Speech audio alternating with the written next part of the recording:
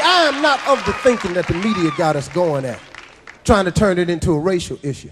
This ain't about race. This is about somebody that killed somebody else. And I don't care what color he is. If he killed somebody, he got to go. I don't give a damn if he do play football. And I ain't backing nobody just cause you black. If you done killed somebody, blue, black, green, yellow, your ass got to go. I'm telling you that right now. And the media done got all of black America in an uproar about it being a race issue. This ain't race. You understand me? OJ ain't been black since he won that Heisman Trophy.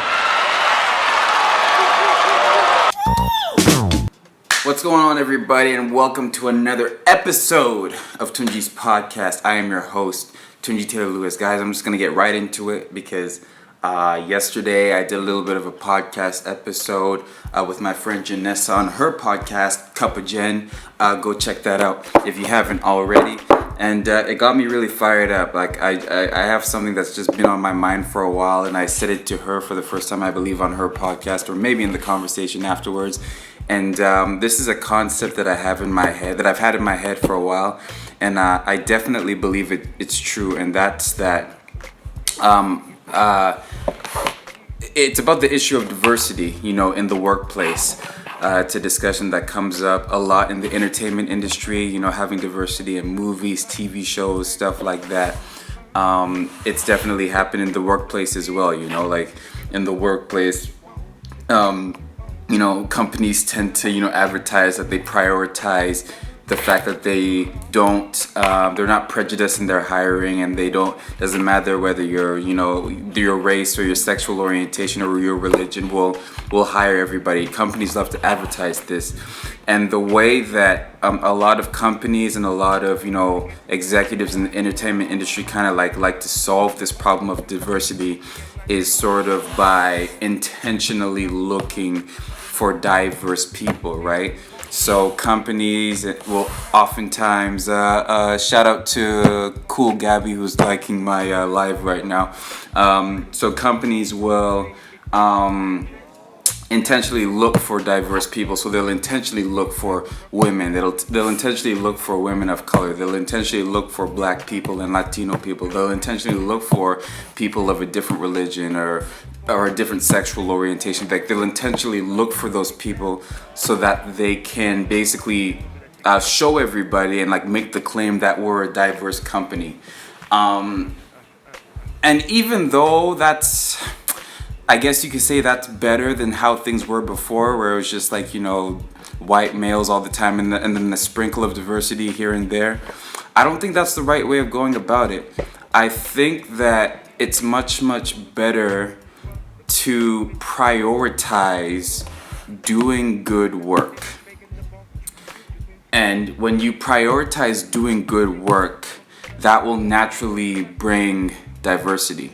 Here's what I mean by that. When you prioritize doing good work, for example, if you're running a production company, we want to just create the best shows possible, shows that will entertain people, shows that will be culturally impactful. That's the only goal. That's the only goal, is making great entertainment, right?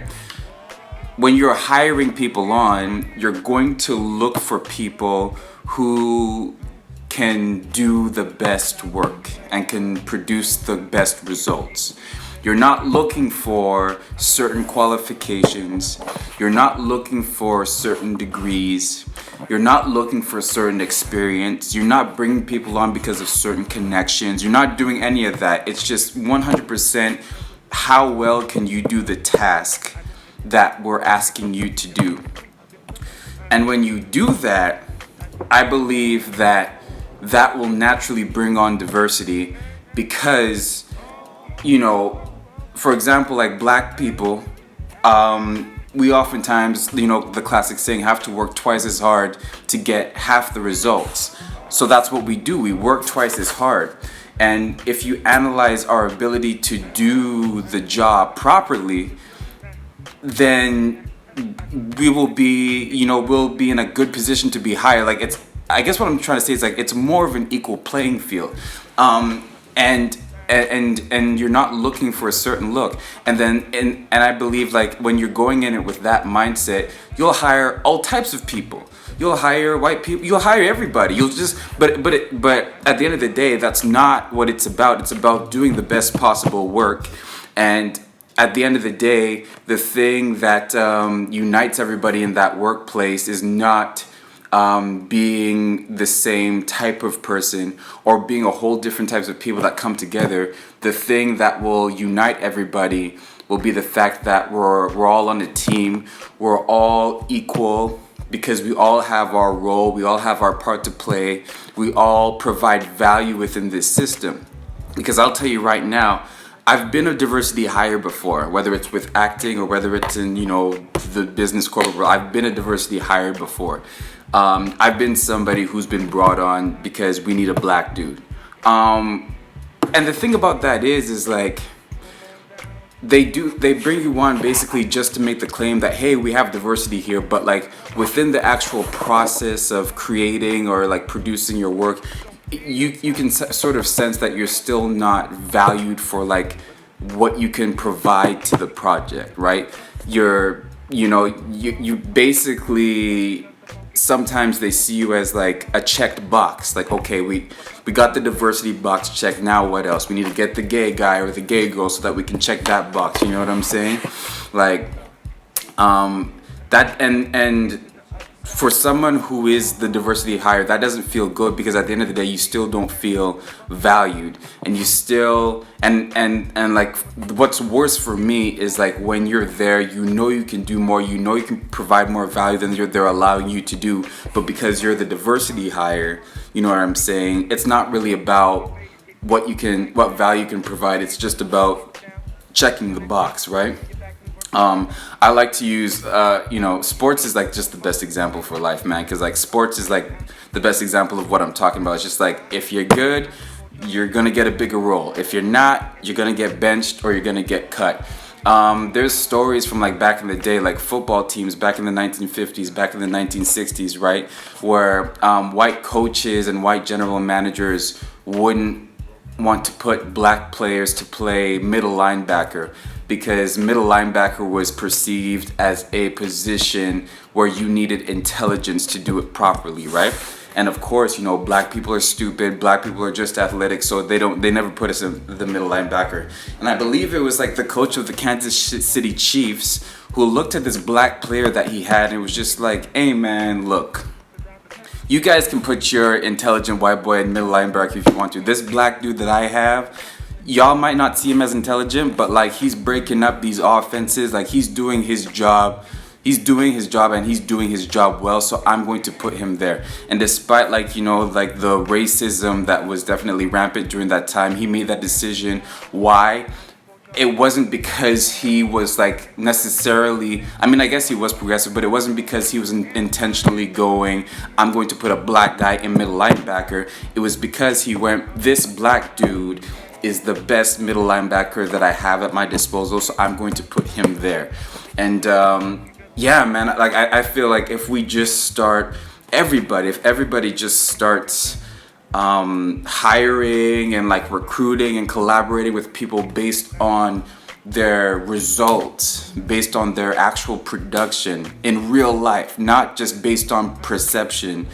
I have a comment here. They say the same thing about black people not being able to play quarterback. Exactly, 100%. That's like right on the money. Eventually people realize, hey, you know what? It might not be a bad thing that this quarterback is athletic, can run, and can also throw. You know what I mean? Patrick Mahomes is out here killing it. He can do everything that a drop back quarterback does. The guy who can just throw the ball, but he also adds another element. So like he breaks the offense wide open, right? Like and yeah, man, like that's just really the theory that I've had in my head for a while, and I really believe it's true. Like my own personal experience is like when I was producing a show, like a sketch show at my school, I just brought on the people who I felt like could do a good job. You know what I mean? I wasn't thinking about diversity, but what I ended up with was a female director, a female stage manager, a girl who was acting with us. It was me, the black dude, and like it was one white guy. And And, that's a very diverse and like quote unquote progressive, group of people. Not because I intended it to be that way, but because I was just looking at, okay, who can do the best possible job? And yeah, obviously, like, if you're hiring based on merit, then sometimes you're going to end up with like a majority white, a majority male situation. But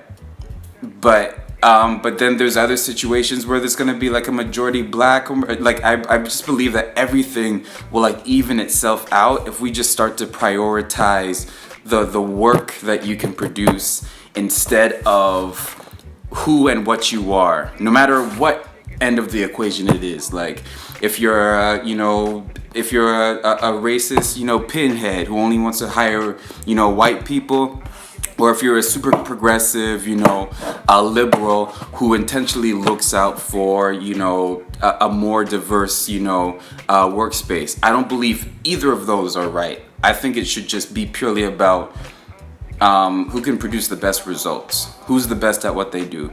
And then when we do that, I think that, naturally we'll have diversity, and I think just naturally we'll have better, more happy people. So yeah, that's my thought for today, y'all. Thank you all so much for listening. Thank y'all for so much watching, engaging, commenting. I see all y'all. Thank y'all so much for always supporting me. Peace out.